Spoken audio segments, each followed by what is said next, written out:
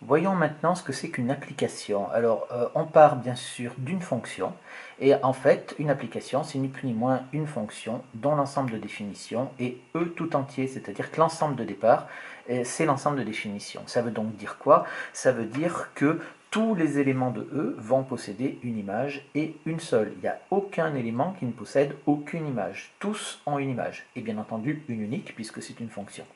Alors, on en profite ici pour donner une notation de l'ensemble des applications de E dans F, qui se note comme ça, F puissance E, c'est une notation que vous pourrez rencontrer dans les exercices, donc il faut savoir à quoi ça correspond.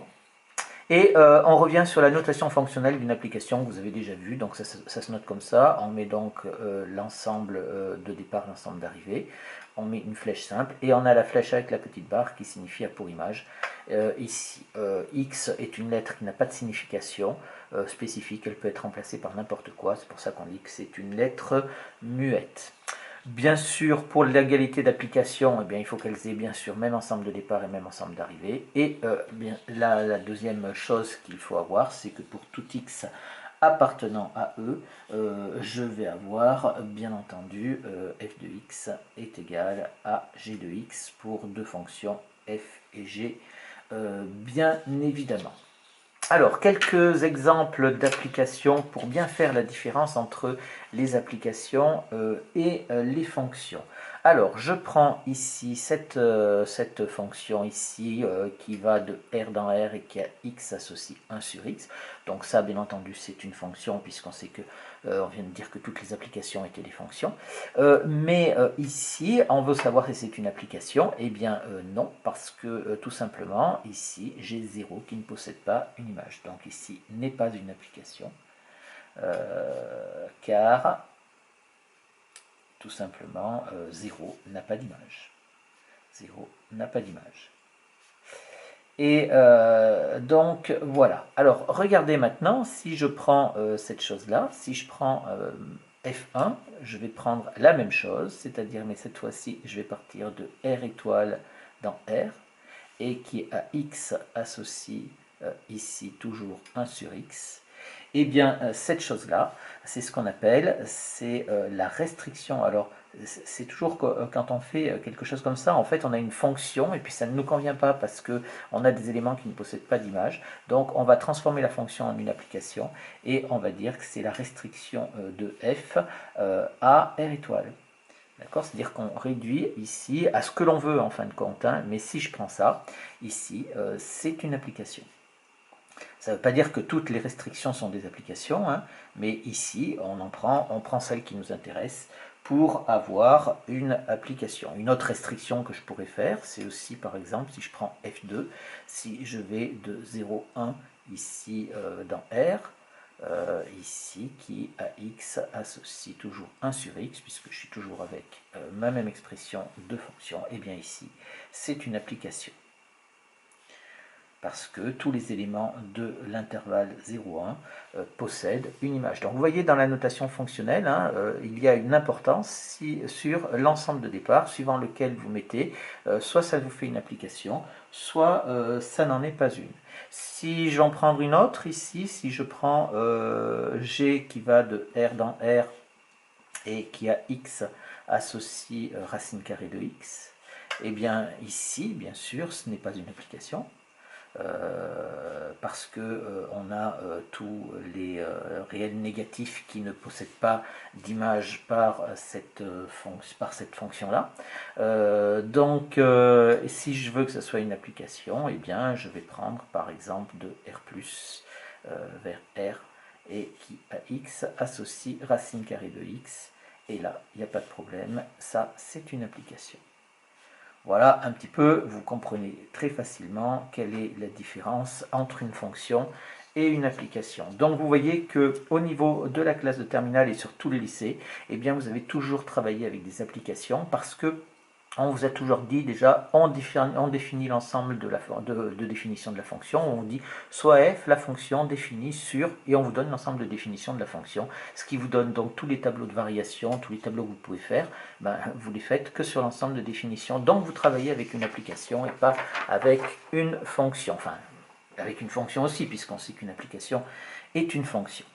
Alors, maintenant, on a cette propriété qui est à peu près la même que l'on avait sur les fonctions, c'est-à-dire que si on prend la composition de deux applications, eh bien, ça va être une application. Alors, qu'est-ce qu'on fait ici? On sait, j'ai pris donc deux applications, une de vers f et une de f vers g. On est d'accord que je sais que g rond f est une fonction, déjà on l'a vu dans le paragraphe précédent. Et je vais prendre maintenant un x appartenant à E. Et si je veux montrer que g rond f est une application, eh bien, il faut que je montre que x possède une image par g rond f. Donc, je vais dire que dans un premier temps, je vais dire f est une application. Ça, c'est quelque chose que je vais faire, puisque si je fais g rond f, je rappelle que je fais f en premier et g en deuxième. Donc ça implique quoi? Ça implique qu'il existe y appartenant à f, tel que y est égal à f de x. Ça, il n'y a pas de problème. Ensuite, je vais pouvoir dire or g est une application. Donc si g est une application, eh bien, qu'est-ce que je vais pouvoir dire? Eh bien, j'ai mon y qui appartient à f là ici. Donc, qu'est-ce que je vais dire? Je vais dire que y possède une image par la fonction g. Donc, il existe z appartenant à g, tel que z est égal à g de y. Et donc, si je résume ça, si je fais en conclusion, je vais regrouper un petit peu tout ça. Je vais dire donc soit x appartenant à E, c'est-à-dire que je prends un x quelconque. Je vais dire qu'il existe y appartenant à f. Il existe z appartenant à g, tel que, eh bien, tel que je vais avoir y est égal à f de x, et je vais avoir aussi z est égal à g de y. Je vais avoir donc ces deux choses-là.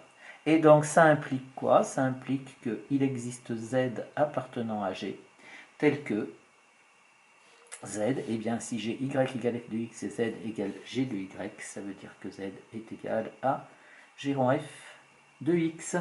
Donc, qu'est-ce que j'ai fait? J'ai pris un x quelconque appartenant à E et j'ai montré qu'il possédait une image par l'application g rond f. Donc, j'ai dit que g rond f est une application, puisque mon x au départ était quelconque. Alors, on a un certain nombre de remarques de petits points qu'il faut connaître, qui ne sont pas très compliqués. Donc déjà, la composition des applications est associative. Alors associative, ça veut dire qu'on peut faire des associations. Vous voyez, j'ai pris trois applications ici, f rond g rond h, mais on l'a déjà vu, c'est la même chose que de dire que c'est f rond g rond h comme ça. C'est-à-dire qu'on fasse d'abord f rond g ou qu'on fasse d'abord g rond h, c'est la même chose.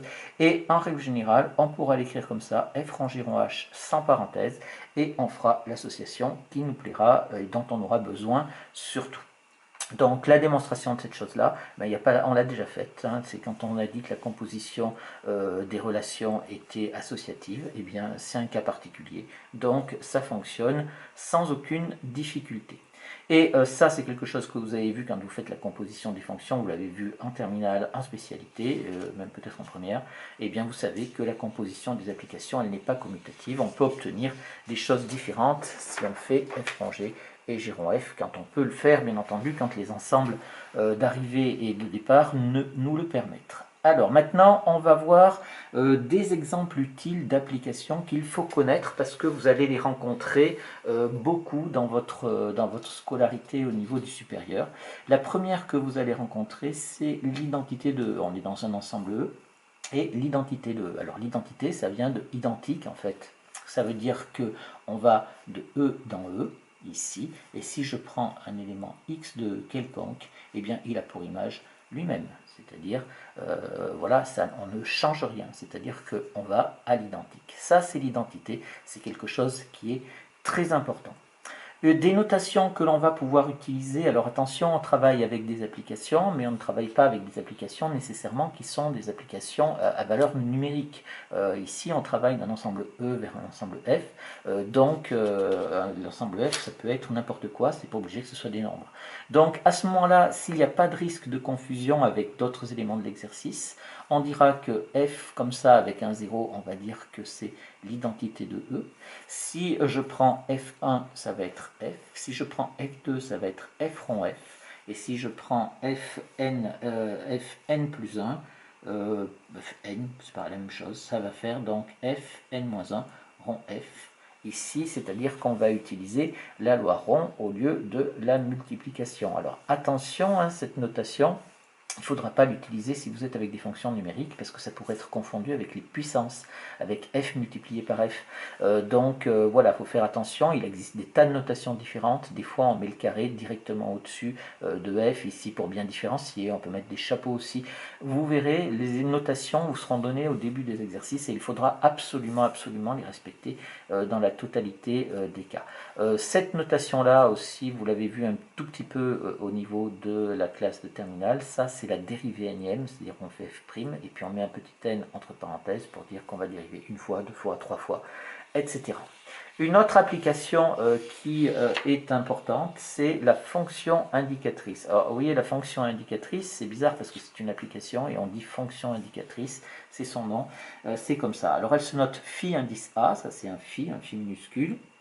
Et elle va donc de E dans l'intervalle, pas dans l'intervalle, mais dans l'ensemble 0,1.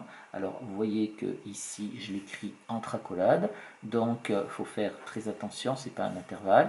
Et ça veut dire qu'à tout élément x de E, qu'est-ce que je vais associer? Eh bien, je vais lui associer 0 si x appartient à A. A, c'est une partie de E, bien sûr. Et je vais lui associer 1 si 0 si x n'appartient pas à A et 1 si x appartient à A. Ça, c'est la fonction indicatrice qui est très pratique. On utilise beaucoup de fonctions de ce style-là en informatique, pour les portes logiques, pour tout un tas de choses. Donc voilà, vous allez la rencontrer assez régulièrement et l'utiliser. Elle a des fonctions très utiles, très pratiques. Je prends maintenant la projection canonique. Alors la projection canonique, c'est pas tellement compliqué, mais ça fait appel à des notations que vous avez moins l'habitude d'utiliser. Donc cette fois-ci, l'ensemble de départ, eh bien, je vais avoir tout un tas d'ensembles, E1, croix E2, croix, etc., croix EN, c'est-à-dire des produits cartésiens. Et je vais aller dans ici E indice I. Donc la projection canonique, c'est PR avec indice I. Donc je vais E indice I. Ici, je dis que I est compris entre 1 et N, bien entendu, puisque j'ai E1 et EN qui sont des ensembles. Et donc, qu'est-ce que je vais faire? Je vais avoir ici un n-uplet, c'est-à-dire x1, x2, x3, etc., jusqu'à xn. Et je vais dire qu'il va avoir pour image, eh bien, qu'est-ce qu'on va faire? On va conserver que le x indice i, c'est-à-dire que, en fait, ça va nous permettre de conserver qu'une seule coordonnée du n-uplet que l'on peut avoir ici, une seule composante en fait. Et ça, c'est très important, ça nous permettra donc de séparer les choses. On travaillera sur la première, puis après sur le deuxième, sur chaque ensemble en fait, et après on en déduira ce qui se passe sur le produit cartésien, éventuellement si on le peut. Si je prends un exemple, si je me place par exemple dans R3, c'est-à-dire que E1 égale E2 égale E3 égale R, et bien si je prends la projection canonique d'indice 2 de ce triplet-là, et bien ça va me faire 5, c'est-à-dire que je garde que la deuxième coordonnée. Une propriété qui est évidente ici, mais il faut quand même faire un tout petit peu attention, c'est-à-dire c'est quand je vais composer une application f avec l'identité. Alors attention, la fonction f, elle va de E vers f, donc ici, il faut bien, on a l'identité, mais la question à savoir, c'est est-ce que c'est l'identité de E ou l'identité de f. Donc ici, on veut composer la fonction f étant deuxième, donc il faut que l'ensemble d'arrivée de la première, c'est-à-dire l'identité, soit l'ensemble de départ de la deuxième, c'est-à-dire c'est l'identité de E ici. Et bien entendu, si on compose une application avec l'identité, eh bien c'est comme si on ne faisait rien, c'est-à-dire qu'on obtient f. Et si je prends l'identité composée avec ma fonction f, alors ma première application, c'est l'application, pardon, j'ai dit fonction, la première application, c'est l'application f, donc on va de E vers f. Donc une fois qu'on l'a appliqué, on est dans f, donc ici il nous faut l'identité de f. Et ça nous fait aussi la même chose que f. donc ça pose pas de problème. Une dernière notion sur ces applications, et pas des moindres, puisque c'est une notion qui est qui est assez facile, mais qui est extrêmement importante. Donc c'est la notion de partie stable d'un ensemble E. D'accord? Donc cette notion-là, on la retrouvera beaucoup dans les structures, et bien dans les structures algébriques. Et ça veut dire quoi? Ça veut dire que si je prends n'importe quel élément dans A, donc je prends A qui est une partie d'un ensemble, et bien je vais pouvoir dire que f de x ici va appartenir à l'ensemble A. Ça c'est important, c'est-à-dire que tous les éléments, les images des éléments de A restent dans A. Et ça, c'est ce qu'on appelle une partie stable. On va faire un exemple pour que vous compreniez bien et puis que vous voyez un petit peu comment est-ce qu'on peut le démontrer, même si vous l'avez déjà vu en terminale. J'ai pris une application classique qui est l'application la fonction carré, et on vous demande donc R- est-il une partie stable par f? Donc première question. Alors il est évident que non, puisque ici, si je prends moins 3 appartient à R-, et f de moins 3, f de moins 3 c'est égal à moins 3 au carré, et ça nous fait égal 9, et ça n'appartient pas à R-. Et donc si ça n'appartient pas à R-, alors ça veut dire que R- n'est pas stable. Donc R- n'est pas stable par F. Ça, c'est la première chose. La deuxième chose, qu'est-ce qu'on va dire? R plus est-il une partie stable par F? Bien ça, on sait que 1 carré est toujours positif. 1 carré est toujours positif. Donc, c'est une autre façon de le dire ici. Donc, quel que soit x appartenant à R+, on a bien entendu f de x appartient à R+, également. Donc, R+, est stable. R+ est stable, toujours stable, alors par f, à préciser tout le temps. La troisième question, c'est une question très classique des épreuves de baccalauréat. Montrer que 0,1 est une partie stable par f. Donc je fais ici, je pars de x appartient à l'intervalle 0,1. Je vais dire que c'est équivalent à dire que... Je vais passer par les inégalités en fait. Je vais dire que x est compris entre 0 et 1. Maintenant, qu'est-ce que je vais faire? Je vais appliquer ma fonction de référence qui est la fonction carrée que je peux dire. Je vais avoir f de x, f de 1 et ici f de 0. Et je vais dire que l'ordre est conservé et je vais justifier en disant car f est strictement croissante. Croissante, on va préciser bien sûr sur quel intervalle, et ici on travaille sur l'intervalle 0,1. Bien sûr on pourrait prendre R+, mais on est sur 0,1, donc on reste sur 0,1. Attention, j'ai une équivalence parce qu'elle est strictement croissante. Si j'avais qu'une fonction croissante, je n'aurais pas l'équivalence, j'aurais juste qu'une implication. Donc ici, c'est équivalent à dire f de 0, ça fait 0.